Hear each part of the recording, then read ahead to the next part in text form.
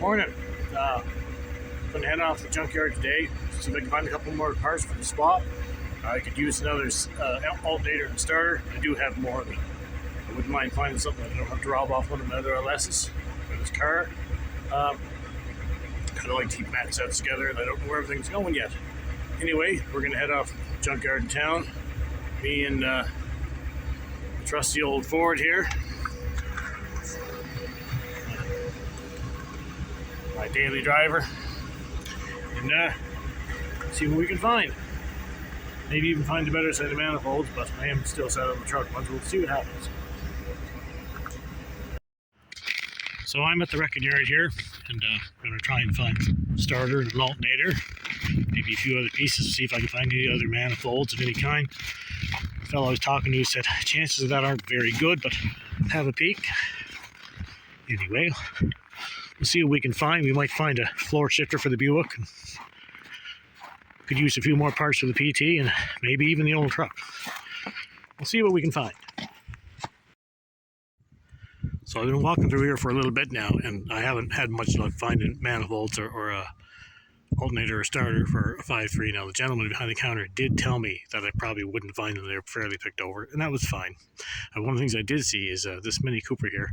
Of course, it's not what I came looking for, but I see a lot of high-end builds where people will cut these headlights out from the hood and use them in older rods, like 30s and 40s rods.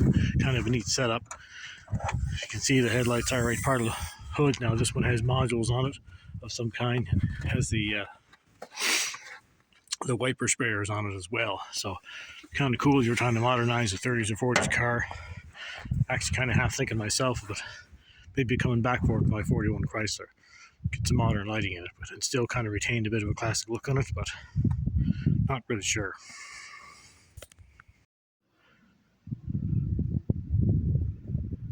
Did find some Impalas and Monte Carlos in here, and the odd Grand Prix.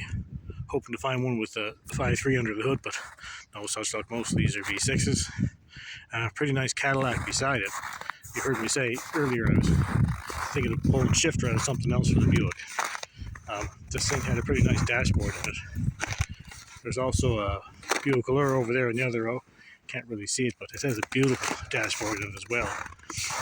Kind of thought it might be nice to find something like that. Maybe pull the whole dashboard.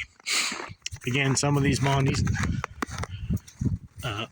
Grand Prix and Impalas did come with 5.3s, and they have a really nice plenum on top of them. Nice low profile plenum. Unfortunately, most of them here are 6 cylinders and stripped out. So this is kind of the type of shifter I'm after. Console shifter. I mean, it's nice. Got a couple cup holders in it, the shifter, and the armrest is missing, but there's 2 or 3 more of them here. This isn't a Cavalier or Sunfire. And they're all one piece, as you can see, and they don't flow up into the dash. And that's kind of what I need to find. There's a lot of really nice ones here, but they flow up into the dash, and you pretty well have to take the dashboard and everything to make them look right. I'm not opposed to doing that, but we kind of want to keep the look of the Buick. The main reason for the floor shifter is to get a nice set of cup holders and make it so it doesn't feel so big and maybe a little more modern. It is going to be my daughter, hopefully, that's driving it. And there's a few of these Cavaliers around here. Row of them here. Anyway, we may piece together one of those consoles. So this little Buick here was the one I was talking about. You can see it's got a really nice clean dashboard. A little bit of trim in it, but it's kind of simple. Steer wheel's in nice shape. You can't see from here, but I'll get around the other side in a minute. And really debating about pulling that whole dashboard. There's not a whole lot wrong with the dashboard in the Skylark. All of it's old and cracked in a few places and started to deteriorate, but it would be nice to have a modern dashboard, you know, as far as switches and stuff like that goes. And I'll get to the other side there, get a shot of the gauge cluster. It's a nice, clean, simple cluster. Nice chrome rings on it. It would suit the Buick pretty good. See if I can get the other side and have a good picture of it there.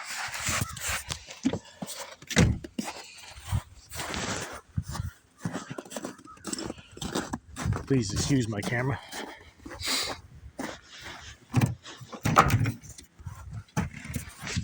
As we can see, it does have a nice clean gauge cluster. There's not a crack on that dash anywhere. steering wheel would clean up. It don't look too bad. You know, factory GM radio, might be able to get that working. Most people don't use CD players too much anymore anyway, other than myself. I still have cassettes, of course, because I'm old school. Anyway, I'm going to give it some thought. I may come back for this. Didn't really find what I was after today, but that don't look too bad. And then the Cadillac over there, missing a few trim pieces, I think, but it would also be pretty nice to put in an older car. As you can see, there's not a lot of Silverados left in here. Most of them are stripped pretty bare. I think it's picked over pretty good here. But there's some nice stuff here. Sometimes I even wander down into the imports, even though I'm not into the imports, but some of them were dressed up pretty nice. This Cadillac here, it's a shame.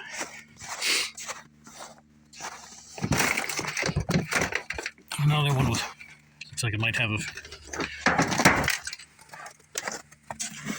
actually has a fairly nice setup in it too. Wouldn't look too bad. And something else. A little bit of chrome in there. And as you can see, most of the consoles in the modern cars sweep up into the dash. Now, I have seen some videos for people with modern dashes in some of the older cars, and they look pretty nice. Not sure if I could swing that or not, but I guess we'll go have a look at the Ford trucks, because I need a front fender. See if I can find one, and call it a day. So I didn't take a tremendous amount of footage here, because not a whole lot of what I'm looking for.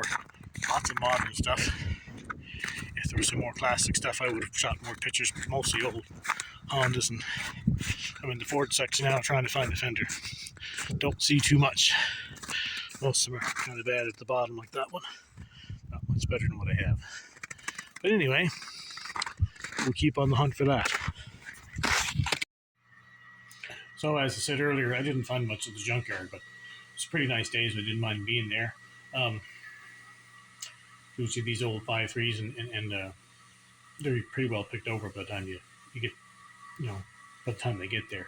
So, but every time I go, I usually have a list of stuff I'm looking for. So, it's the worst part about having very multiple projects. You always got something you need, and then as you saw, I got sidetracked. I was looking at dashboards, thinking, well, maybe I'll put a modern dash in this thing, but no, I think that's a bad idea. At this point, we'll just stick to what we're doing. Pretty nice day here, so I'm gonna let we also keep chickens, so I'm gonna let the chickens out and then have a bite to eat, and we'll get back in here at the shop and back at the Skylark and see if we can get the motor transmission sitting in for see how well our mounts are lined up. So yeah, we keep a few chickens around here for eggs. I'm gonna let them out. It's a nice day out here. Don't want to get out. They haven't been out for a while. Come on out, girls.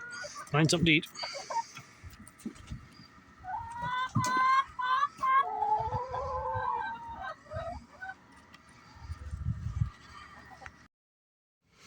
Alright, so last video you saw me oblonging the holes in the torque converter to the flywheel to accept the same pattern as the torque converter.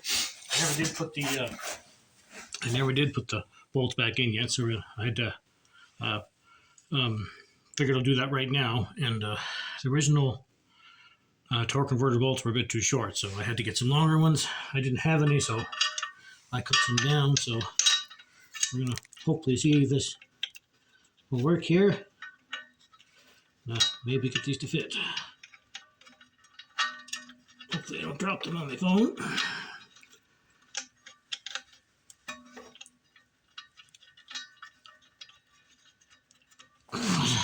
Easy fit.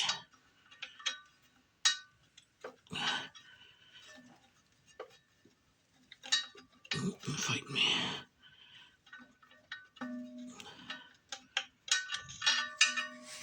Check, make sure that still works. Yeah. We use a pair of pliers, I think.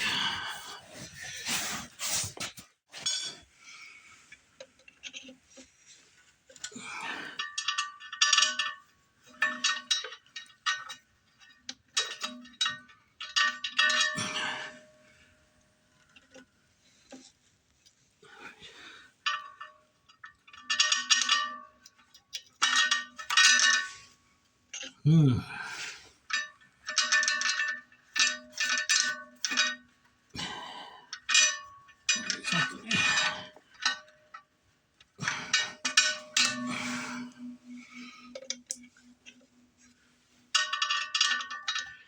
Tight spot.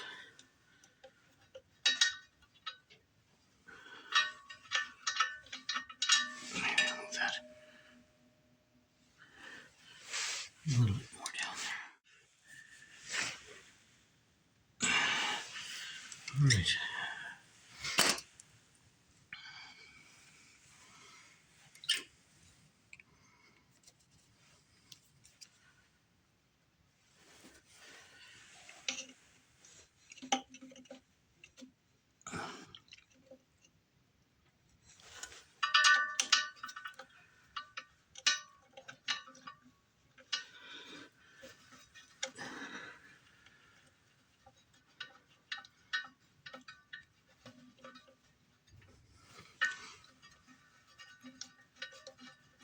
All right.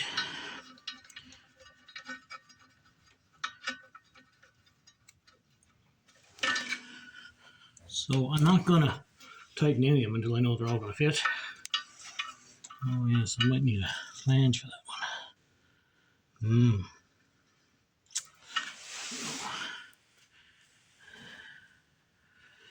That might not work either. Let's get some washers.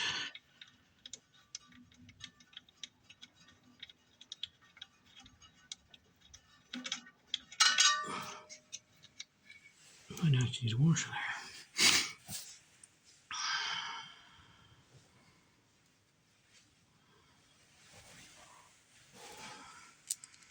Well, we got some washers anyway. Two at least.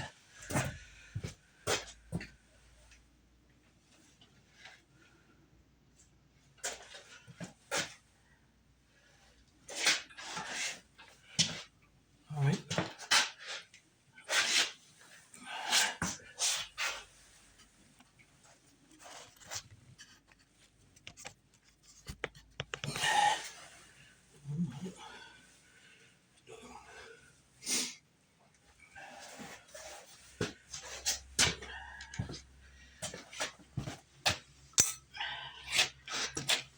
All right.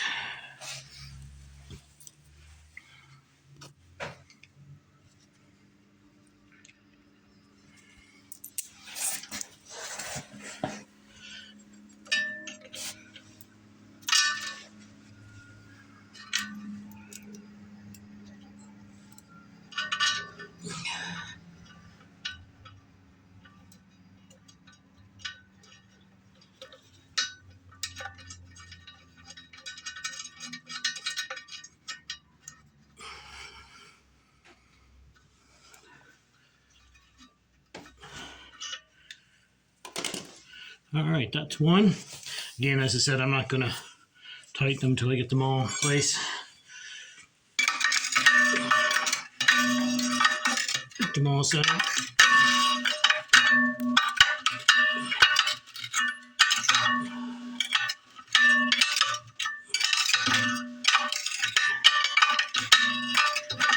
Anyway, I'll get the rest of them.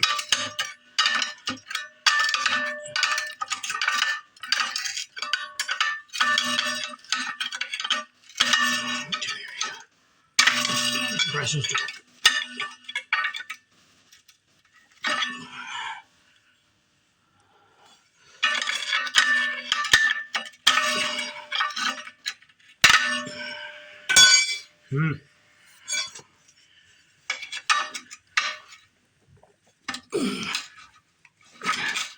Let that turn. Did before.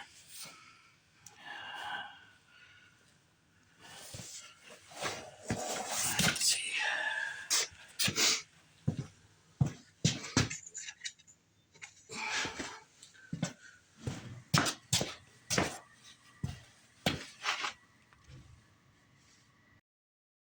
In my last video, I was trying to put the torque converter bolts in the back of the flywheel, and as I was trying to turn them, the engine would stop at about 90 degrees. So something's in there keeping it from turning. So plan is to take these plugs out. Buddy of mine lent me a camera. We're going to see if we can find it in the obstructions in the cylinder. Maybe a bolt or something fell in there. If I can't see anything, I'll take the valve covers off and have a look. Got my number one son on the camera there. So he's going to operate that so I don't mess up. Take these plugs out. Get them all out, and then we'll use the camera.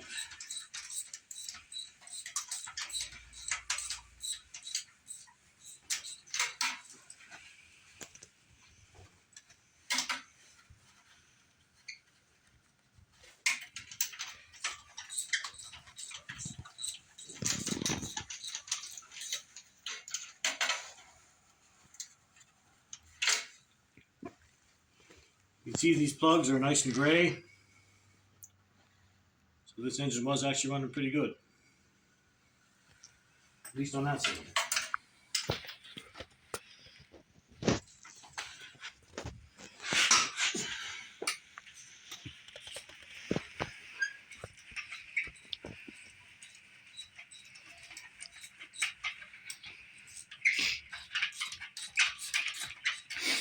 Hopefully we don't find any nasty surprises in here.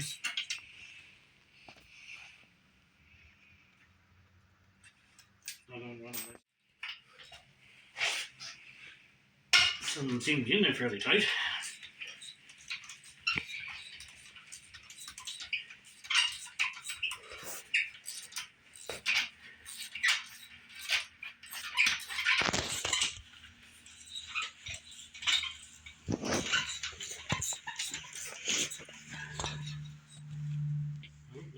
Pretty good.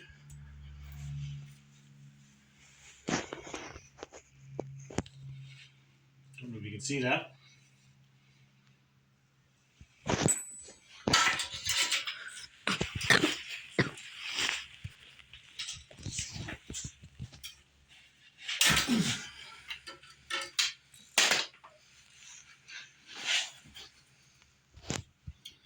Be that tight.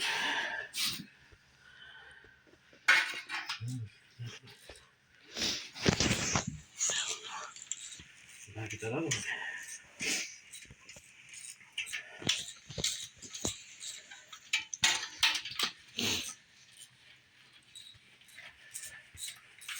I'd have to hammer that on.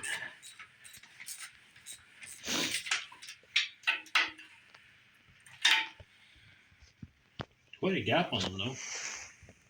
I don't know if that's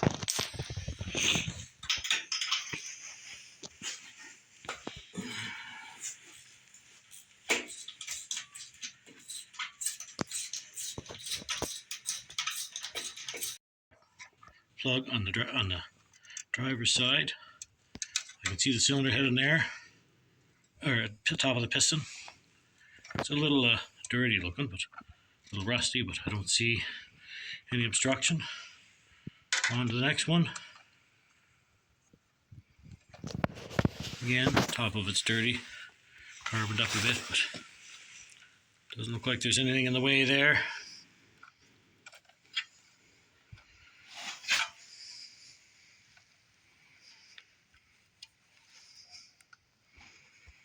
Number 3, cylinder number 3. Don't see any obstruction there. Hold on. You see a bolt or anything in there? Just carbon deposits. See the chunks down there? That actually might be a hole in the piston. I don't know. It's kind of hard to tell. Can you see that on the phone? You don't need a light because there's a light on the camera. See it? It doesn't look too healthy, but I don't think that's the problem. You see any down there?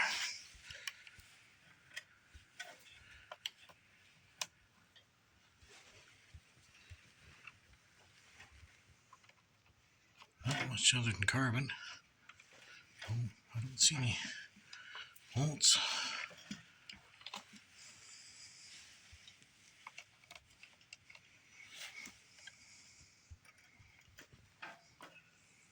See see the scores in the cylinder wall. Cross edges. But there's no, I don't see any line in there. It's a hard thing to operate. Alright, we'll go around the other side. Again, just piston top. That neat? They don't look fantastic, but I think it's mostly carbon.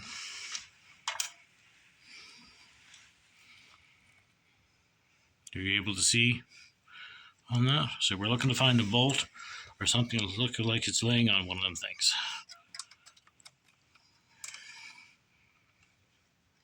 Don't see anything there. Where's that?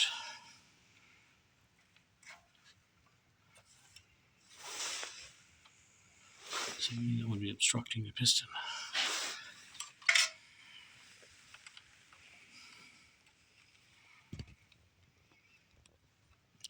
Look at the rust on that cylinder. Quite a ring ridge, maybe. This engine has sat for about 5 or 6 years that I'm aware of, but I don't know how long it sat before it was sold to me. Okay, so I have another update. We ended up, I had a friend of mine come out who was an engine specialist, and as you saw in my last bit of video there, the motor would only turn so far and it would stop. And we had a borescope down it and try and find out what was wrong. And I couldn't see anything obstructed. I did see a little bit of rust on the cylinder walls, but that was really all I saw. Nothing that could have been holding it in place to keep it from rotating. So, as I said, a buddy of mine came out and we started tearing things apart and took the oil pan off first, see if maybe there was something in there. It was fine. Nothing was obstructing in there. The pickup tube was fine as well. And the more we tried, it still wouldn't move anymore. It'd only go about 90 degrees one way and then maybe 90 back the other. So then it would be stopped dead, as if something was obstructing. So we ended up tearing the cylinder head off, and we did find the cylinder that I did see the rust in on a camera there. It did have quite a ring ridge in it. Some water had got in there at one point. So that's kind of got us stopped right now. I have to order a head gasket and, of course, put the head back on after we clean up the cylinder. My friend who helped me out seems to think that we can probably clean it up, which is good. It's not terrible, and that's going to save us a bit of money. However, it's going to put things at a standstill for a bit. So I'll take the camera over and see if you can maybe see the rust in the cylinder head. Just bear with me here for a minute.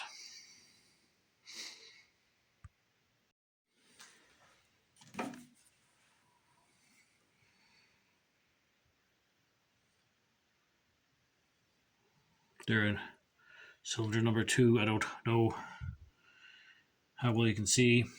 We actually have managed to wipe it out and stuff, and I've got some WD-40 in it for now. You can see a little bit of discoloration in there. Nope, sorry. This one. Here in cylinder number 2, you can see where the rust is. We were able to scrape a little bit of it out. It doesn't look too bad. I think we'll be able to get into the ball hole and clean it up. But that's going to slow things down for the LS swap for the Buick. But that's where we're at this point. As you can see, we got the cylinder head off it all the way. Pile of parts on the floor there. Oil pan. Anyway, that's how it goes. As I said before, these things don't go 100% as planned. I did not film us tearing the engine apart because I didn't ask my friend if he was comfortable being on camera, and I didn't want to put him on the spot. So yeah, we'll have to pick up a head gasket and some bolts and ball hone and clean her up, and we should be back and rolling. Also, another thing I should mention. When I was putting the bolts in for the flywheel, you saw me trying to put the bolts in between the flywheel and the torque converter. I had forgotten that I actually will need a dished flywheel for that, as the flywheel would not meet the torque converter when I was trying to bolt the two up. Just an oversight on my part. However, we'll get that remedied as well. and on to the next stage of the swap. Thanks for watching. Like and subscribe if you get a chance, and I will do my best to get more video up as soon as possible. Thank you.